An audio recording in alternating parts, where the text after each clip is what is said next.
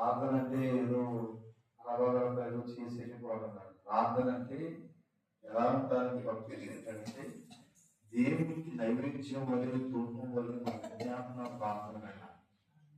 అదే కొంతమంది మాట్లాడుతుంటే ముల్లవ గారు వాక్యం చెబుతుంటే మేము అందరం శ్రద్ధగా అనుకుంటున్నాం. కొంతమంది పాట పాడుతుంది కదా, పాట పాడుతున్న ముల్లవ గారు నన్ను అడగడు. ఎందుకంటే పాట పాడితే మీరు వెళ్ళలేదు.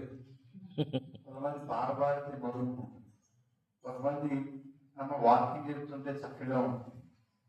అట్లనే దేవుని యొక్క బిడ్డలారా మీరు జాగ్రత్తగా దేవుని మాటలు వినండి.